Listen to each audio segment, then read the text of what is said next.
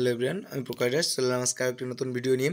আমরা আজকে আপনাদের সামনে দেখাবো যে ডিজিটাল ইলেকট্রনিক্স ওয়ান যে কম্পিউটার তৃতীয় পর্বের যে পরীক্ষাটি ছিল সেটির প্রশ্ন থেকে আমাদের 100% কমন এসেছেন।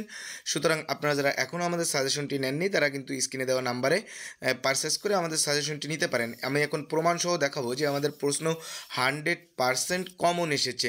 তো আমরা যদিও বলি 80 থেকে 90% কমন আসবে, কিন্তু আসলে বাস্তবে দেখা যায় প্রায় 100%ই আমাদের প্রত্যেক সাজেশন থেকে কমন চলে আসে। এখন আপনারা মিলিয়ে নেবেন, মিলিয়ে নিয়ে আপনারা যারা এখনও পর্যন্ত সাজেশন নেননি বা এখনও পর্যন্ত বইয়ের কোনো কিছুই পড়ে পারেননি, শুধুমাত্র সাজেশনটি কমপ্লিট করেই কিন্তু এরকম 100% পর্যন্ত প্রশ্ন আপনারা কমন পেতে পারেন।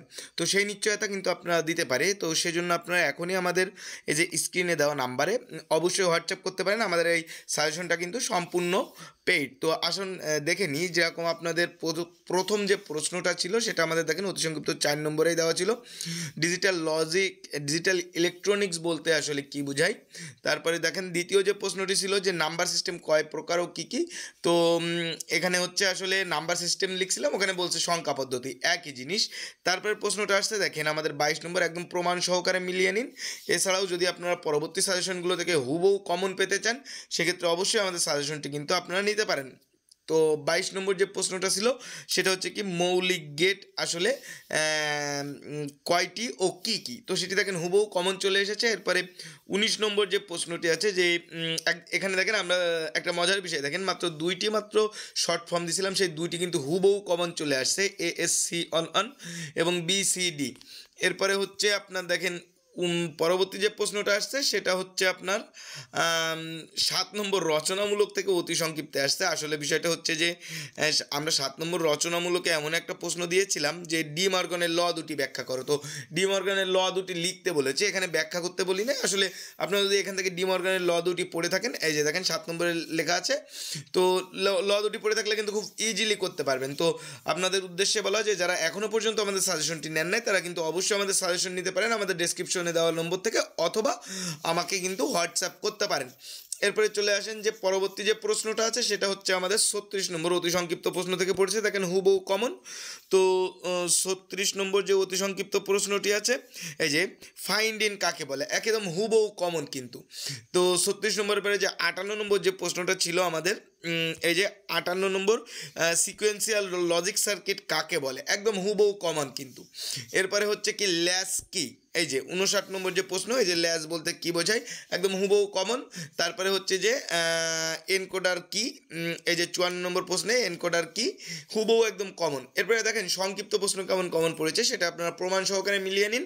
তো আপনারাও চাইলে কিন্তু আমাদের সাজেশনগুলো নিয়ে যারা এখনও বইটা কমপ্লিট করতে পারেননি তারা কিন্তু খুব দ্রুতই এবং খুব স্বল্প সময়ের ভিতরে কমপ্লিট করে আপনারা একটা ভালো পরীক্ষা দিতে পারেন। তো এখানে দেখেন সংক্ষিপ্ত প্রশ্ন যে 1 নম্বর যেটা আছে সেটাই পড়েছে ডিজিটাল সিস্টেমের সুবিধাগুলো কি কি। তারপরে যেটা পড়ছে আমাদের সংক্ষিপ্ত 16 নম্বর যে প্রশ্ন ছিল, মানে এখানে আমরা বেশ কিছু টাইপের প্রশ্ন দিয়েছিলাম, এই যে 65.75কে বাইনারি ও হেক্সাডেসিমেল সংখ্যায় প্রকাশ করো। তো এখানে বাইনারিতে প্রকাশ করছে, সে সংখ্যাটা জাস্ট চেঞ্জ। আমরা দিয়েছিলাম 65.75, এখানে পড়ছে হচ্ছে 75.125। এখানে কিন্তু সংখ্যা doesn't matter, just rules matter করে। এরপরে আসেন 20 নম্বর যে প্রশ্নটা ছিল, এই যে ন্যান্ড গেটের ব্যবহার আর কি। তো আমার ব্যবহারপূর্বক মৌলিক গেট তৈরি করা আর কি, একটু বেশি দিয়ে দিয়েছি। এরপরে পরবর্তী প্রশ্ন যে আইসি এর বৈশিষ্ট্য সেটা হচ্ছে 2 নম্বরের মতো। তারপরে প্রশ্ন দেখেন 12 নম্বর রচনামূলক প্রশ্ন থেকে হুবহু কমন এসেছে, এই যে চিত্রসহ হাফ অ্যাডারের কার্যপ্রণালী বর্ণনা করো। তো এরপরে আছে যে এরপরের যে প্রশ্নটা এসেছে সংক্ষিপ্তে সেটা হচ্ছে 35 নম্বর যে সংক্ষিপ্ত প্রশ্ন ছিল আমাদের, একদম হুবহু কমন চলে এসেছে। দেখেন LED ও LCD এর মধ্যে পার্থক্য। এরপরে যে প্রশ্নটি আছে সেটা হচ্ছে আপনারা একদম প্রশ্নের সাথে কিন্তু বাস্তবে মিলিয়ে নিতে পারেন। এরপরে আছে যেটা সেটা হচ্ছে যে ট্রুথ টেবিল, এবং তারপরে আছে যে 8AC। এরপরে চলে আসেন রচনামূলক প্রশ্ন। দেখেন রচনামূলক প্রশ্ন কিন্তু একদম হুবহু কমন চলে এসেছে। তো আমরা একটু দেখাই যে হচ্ছে আপনার রচনামূলক 1 নম্বর যে প্রশ্নটি আছে সেটি হচ্ছে আমার রচনামূলক 1 নম্বর যে প্রশ্নটি আছে, আমি একটু দেখি। এই যে 1 নম্বর প্রশ্নটি হচ্ছে আপনার 114.10 এবং এটা হচ্ছে আমরা সংক্ষিপ্তের ভিতরে দিয়ে দিয়েছিলাম 114.10 এবং হচ্ছে আপনার যে 89.10 মানে এই দুইটা ডেসিম্যাল আর কি। তো ডেসিমাল থেকে 2s কমপ্লিমেন্ট পদ্ধতিতে, সরি এটা হচ্ছে আমরা সংক্ষিপ্তে দিয়েছিলাম খুব সম্ভব, যে ডেসিম্যাল পদ্ধতিতে আপনার যেগুলো নির্ণয় করতে হবে সেই জিনিসগুলো দিয়েছিলাম। এই যে 2s কমপ্লিমেন্ট পদ্ধতিতে 114 ডেসিমাল থেকে 89 ডেসিমাল বিয়োগ করতে হবে। তো আমাদের এখানে ছিল 27 ডেসিমাল থেকে 101 ডেসিমাল। এরপরে 27 নম্বর যে প্রশ্নটি আছে, দেখেন আমাদের রচনামূলক যে 27 নম্বর প্রশ্নটা ছিল, তো এখান থেকে কিন্তু আমরা একদম শর্ট করে যে সাজেশন দিয়েছিলাম সেখান থেকে অনেক কিছু পেয়েছে। এই যে বুলিয়ান সমীকরণ, আমি কিন্তু বারবার বলেছিলাম যে বুলিয়ান সমীকরণ আপনাদের একটা পড়বে। তারপরে দেখেন রচনামূলক 8 নম্বর যে প্রশ্নটি আছে, রচনামূলক 8 নম্বর প্রশ্নটি আমরা একটু দেখি।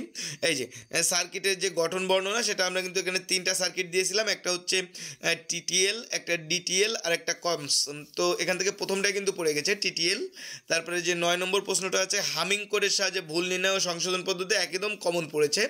এরপরে আসেন যে 16 নম্বর যে প্রশ্নটি আছে, 16 নম্বর প্রশ্ন দেখেন, এটা আমি কিন্তু মোস্ট ইম্পর্টেন্ট দিয়েছিলাম, একটি 1:1 8 মাল্টিডিপ্লেক্সারের সার্কিট অঙ্কন করে অপারেশন ট্রুথ টেবিল, খুবই গুরুত্বপূর্ণ বলেছিলাম, সেটা কিন্তু হুবহু কমন পড়েছে। এরপরে দেখেন 11 নম্বর যে প্রশ্নটি আছে, 11 যে চিত্রের সাহায্যে ফুল অ্যাডারের কার্যপ্রণালী। তো আপনারা যদি পরবর্তী পরীক্ষার সাজেশনগুলো হুবহু কমন পেতে চান তাহলে অবশ্যই আমাদের সাজেশনগুলো এখনই নিতে পারেন।